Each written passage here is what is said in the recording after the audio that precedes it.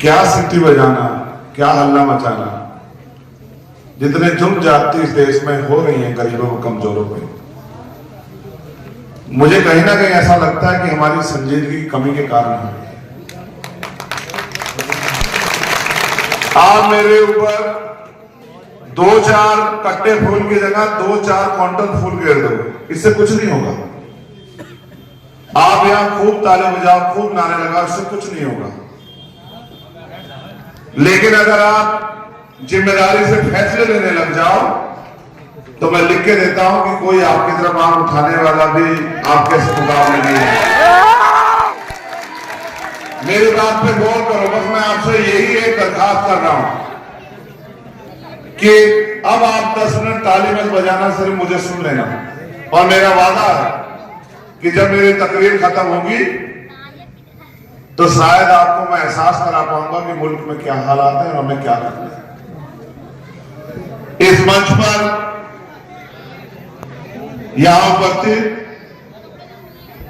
Bhim army Azad Samaj party के सभी सम्मानित नेतागण और इस क्षेत्र की बहुत जिम्मेदार हस्तियां,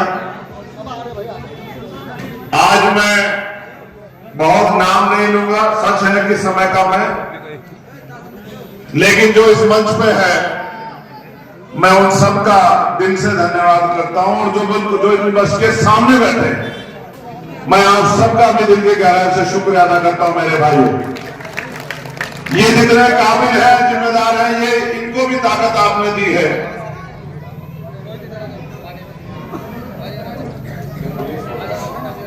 और आने वाले कल में आप उस पंक्ति में से यहां बहुत सारे लोग आएंगे, ऐसा भी मेरा विश्वास है। ये गला पकड़ रहा है, कौन चला रहा है इसको? ठीक कर रहा है, इसका बेस बढ़ा दो, ठीक हो जाएगा। हेलो हेलो हेलो,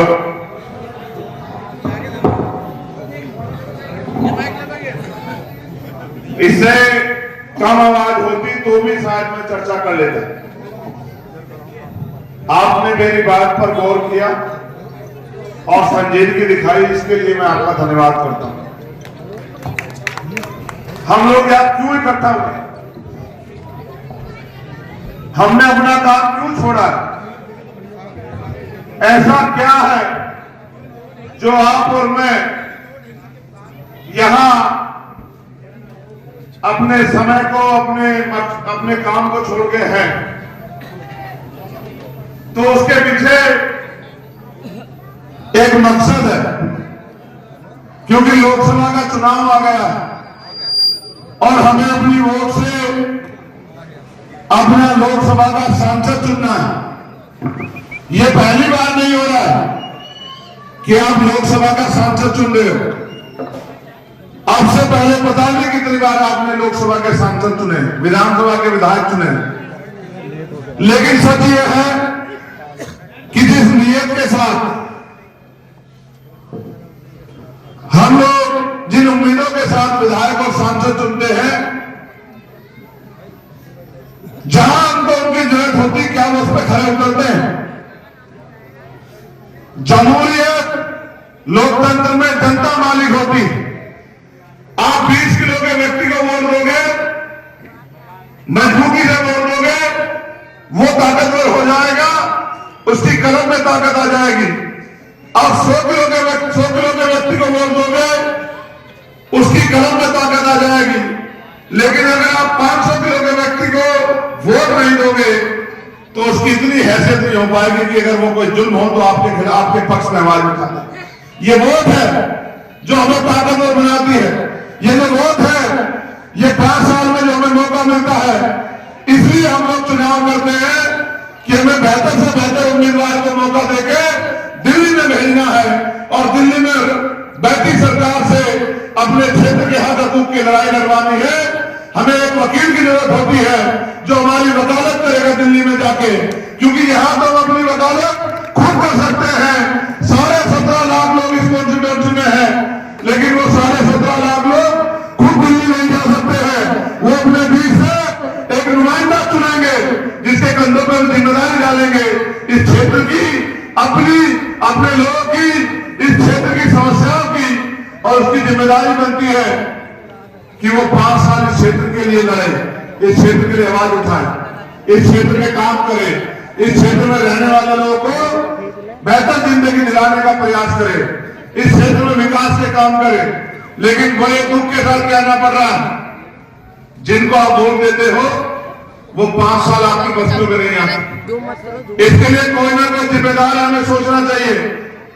जब हम किसी को मुफ्त में वोट देते हैं, जब हम किसी को पार्टी झंडा देके वोट देते हैं, तो वो भी बैठ के कहता है कि आपने अपनी पार्टी को वोट दिया था, झंडे को वोट दिया था, मुझे वोट नहीं दिया। लेकिन अगर हम किसी को जिम्मेदारी से वोट देते हैं, इस एहसास के साथ वोट देते हैं कि हम आपकी मदद कर रहे हैं, जब हमें जरूरत पड़ेगी आप हमारे साथ खड़े होना, तो उसके ऊपर ये आपका अधिकार बैठता है कि वो आपके साथ खड़ा हो और वो आपकी परेशानियों में आपका साथी बने। कितने मामले ऐसे हैं, अगर मैं याद दिलाऊंगा तो आपको पछतावा होगा कि आपने जिनको वोट दी उन्होंने आपका किस तरह मजाक उड़ाया। आपने 2019 में गठबंधन के प्रत्याशी को वोट दी इस बात के साथ कि भारतीय जनता पार्टी को रोकना है। लेकिन ईमानदारी से बताओ, 5 साल में वो 5 दिन भी आपके काम आया? हाथ उठा के बताओ अगर मैं झूठ बोल रहा हूं। नहीं आया। जब आपके खिलाफ कानून बने लोकसभा में, तो वो आपके पक्ष में खड़ा हुआ या उसने आपकी मुखालफत करी? बताओ। तो इसका मतलब जिन उम्मीदों के साथ आपने वोट दी थी, वो उम्मीदें आपकी धोखा साबित हुई। आप मुझे भी वोट देना चाहते हैं, मैं जानता हूं जितने लोग यहाँ उपस्थित हैं वो मुझसे प्यार करते हैं, वो मुझे वोट देना चाहते हैं, वो मुझे ताकत देना चाहते हैं। लेकिन सवाल ये है, क्यों देना चाहते हो मुझे वोट? अगर कल को मैंने भी आपको धोखा दे दिया, कल को मैं भी आपके काम नहीं आया? मेरे प्यारे भाइयों, ये सच है कि मुझे आपकी मदद की जरूरत है, लेकिन मैं आपको ये बताना चाहता हूं कि व्यक्ति का जो किरदार होता है वो उसके अच्छे बुरे की पहचान होता है। मैंने पिछले 11 साल में कभी आपका हाथ नहीं छोड़ा, देश में किसी कमजोर का हाथ नहीं छोड़ा। जब एनआरसी का मामला आया, सारे नेता घर में घुस गए और प्रदेश के मुख्यमंत्री मजाक उड़ा रहे थे कि खुद तो मुसलमान घर में घुस गए, अपनी बेटियों को, अपनी बच्चों को, अपनी मां को सड़कों पर बिठा दिया आंदोलन करने के लिए। मैंने भी बहुत देर तक देखा और मैंने महसूस किया कि आज मेरी जरूरत है आपको। तब मेरे पास पार्टी भी नहीं थी, तब मेरे पास झंडा भी नहीं था, एक सामाजिक संगठन था। मैंने वोट की परवाह नहीं की, क्योंकि ये लड़ाई इंसानियत के खिलाफ थी। ये लड़ाई कमजोरों को जुल्म कर रहा, ये लड़ाई कमजोरों पर जुल्म कर रही थी। तो मैंने सारी बाधाएं पार कर दी और मैं जमा मस्जिद की सीढ़ियों में चला गया। वो जमा मस्जिद की सीढ़ियां जहां से मौलाना अब्दुल कलाम आजाद साहब ने बंटवारे के समय ये कहा था, उनके नाम के साथ भी आजाद जुड़ा हुआ था और मेरे नाम के साथ भी आजाद जुड़ा हुआ है। उन्होंने उस दिन ये कहा था कि इस देश को छोड़ के मत जाओ, ये आपका मुल्क है।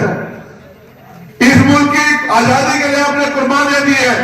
52,000 से ज्यादा शहीद की आपके हिस्से में आई है, और जो शहीद की आपने दी थी इस बात के लिए नहीं दी थी कि आपको अपने देश में जुर्म जाति सहनी पड़ेगी धर्म के आधार पर।